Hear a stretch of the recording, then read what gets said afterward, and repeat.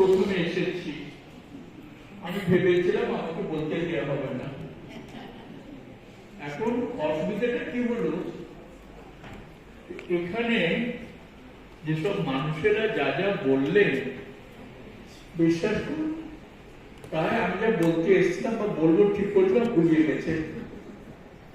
পার্থবাবু থেকে আমার আগে যা বললেন, এরপরে সত্যি বলছে আমার আর কিছু বলার মতো নেই।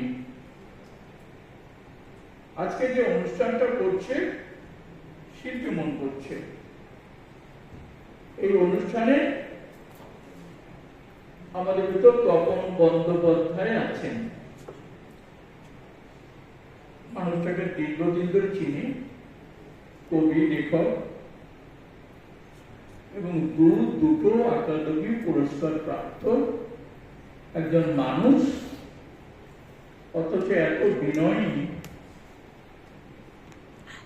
আমি ওর পাশে বসে আমার ভালো লাগে, নিজেকে গর্বিত মনে হয়। এইমাত্র আশিস গিরি মহাশয় এসেছেন, বিশিষ্ট কবি, লেখক এবং আপনারা জানেন বিশিষ্ট গায়ক বটে। তিনি তার সময় করে আসতে পেরেছেন, এর জন্য তাকে আমরা ধন্যবাদ জানাচ্ছি। ওপাশে কাজল সুর আছেন। কাজল সুর অনেকক্ষণ এসছেন।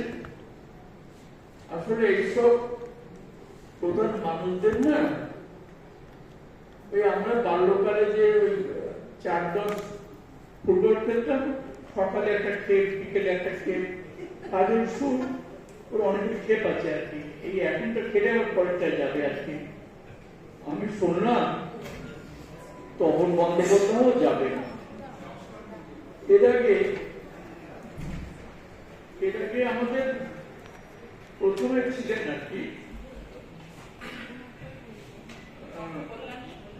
কল্যাণ সেন বলার। আমি ওকে বললাম যে আপনি এত তাড়াতাড়ি হচ্ছেন কেন? বললো এটা 1 নম্বর, মাঝে একটা 2 নম্বর আছে, আর বিকেলে 3 নম্বর আছে। আসলে এখন ফুটবলে আর খেলা হয় না, এখন সাহিত্য সংস্কৃতির মানুষেরা খেলে। সকালে একটা, দুপুরে একটা, বিকেলে একটা, ঠিক আছে। আর নমিতা, সবাই নমিতাকে দিদি বলছে, আমি তো দিদি বলতে পারি না, আমার তো অনেক ছোট। আসলে এখানে কাউকে দাদা বা দিদি বলতে পারি না। তা উনি রয়েছেন, শ্যামল রয়েছেন, আর কেতকী প্রসাদ রায়, কি বলি, ওকে আমি প্রায় 30-35 বছর ধরে চিনি। এরকম ভাবে ঘরের ভাতকে বোনের বোঝ তাড়ানো, এইরকম পাগল সত্যি আমি দেখিনি। এই লোকটা একটা জীবন, তার পাগলামিতে রোমা সাহায্য করছে, রিক সাহায্য করছে। আরে বাবা, রিক কি বাবাকে ঠেকাবি? তো তোর তো বিয়ে দিতে হবে, সব টাকা খরচ এখানে খরচ করে চলে গেল। ওরকম ঠেকায় না, রোমাও ঠেকায় না। এই একটা অনুষ্ঠান এরা করে চলেছেন, সেটা কি বলবো। আমি বলি কিছু কিছু মানুষ আছে যারা এগুলো করেন, এগুলো তো আমদানি করবেন না, ওর ধরনের মানুষেরা করবেন না। এই কেতকী প্রসাদের মতো মানুষ কিছু কিছু আছেন যারা করে। কেতকী প্রসাদের কথা বলতে গেলে আরো কিছু কথা এসে যায়। আমি এই যে শিল্পী মনের সঙ্গে জীবনে যুক্ত আছি, এরা পাঠ শুনেছেন, প্রতি মাসে অনুষ্ঠান করে, নানা রকম কিছু হয়, সব আপনারা শুনেছেন। আমি সেখানে যাই, প্রত্যেকবারই যাই, ভালো লাগে। কিন্তু শুধু সাহিত্য সংস্কৃতির জন্য শান্তিনিকেতন একটা বিশাল কোথায় জামা কাপড় বিক্রি করে একটি জায়গা মঞ্চ তৈরি করেছে, সেখানে অনেক এইসব করতে পারবেন। লাভটা কি হবে? শিল্প সংস্কৃতির জন্য এখানে একটা, ওখানে একটা, আমি জানি না কি কেমন হবে, এসব তারা বলতে পারে। তবে ওর যে পাগলামিটা আমার ভীষণ ভাবে ভালো মনে হয়েছে, আমি ওর সঙ্গে অনেকবার বাইরে টাইরে গেছি। শান্তিনিকেতনে একটি গ্রামে গিয়েছিলাম জানেন, সেখানে যে দেখি দুনিয়া মানুষেরা, আদিবাসীরা শীতের দিনে ছেলেদের গায়ে কোনো জামা নেই, আর মেয়েরা কোন ক্রমে একটি শাড়ি ক্রমে উদ্ভাগ্য নিম্নাঙ্গ জড়িয়ে আছেন। সেখানে কেতু প্রসাদ চলে আয়, ওর তো সাহিত্য সংস্কৃতি করার কথা,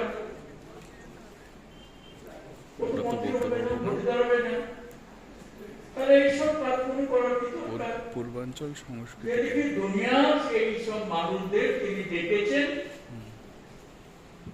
তাদের গরম বস্ত্র দিচ্ছেন, কম্বল দিচ্ছেন, শাড়ি ধুতি দিচ্ছেন, দিচ্ছি না আমার কোনো পয়সা খরচা নেই, কিন্তু পুণ্যার্জন হচ্ছে।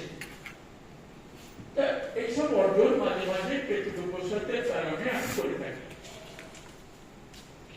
এখন এরা এটা করবে, এটা আগে করবে, এবং আমি বললেও এরা করবে, আমি না বললেও এরা করবে। আর আজ আসুকটা এখানে শুরু হয়েছে, বা এর আগে তো কেউ কেউ চলে গিয়েছেন, তুই খেয়েছিস, এখনো যারা আছেন আমি দেখতে পাচ্ছি। পেছনে রামকিশোর আছে, ঋত্বিক আছে, আবার এখানে হচ্ছে রঞ্জন আসছে, আমি দেখলাম মীনাগিরিও এসেছেন, আর অংশমান রয়েছে সকাল থেকে, এবং দুর্গা দাস প্রায় আমারই সামনে এখানে এসেছে। পুনে থেকে সর্বান এসেছেন। আসলে সাহিত্যকে ভালোবেসে যারা এসেছেন,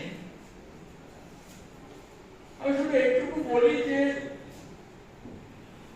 সাহিত্য বাদ থেকে পারবে না জানি না, কারণ আমি সে ব্যাপারে আমি ঠিক বুঝি না। কারণ আমার মাঝে মাঝে মনে হয় যে আমরা সাহিত্য করতে পারবো তো, আমরা কবিতাটা লিখতে পারবো তো।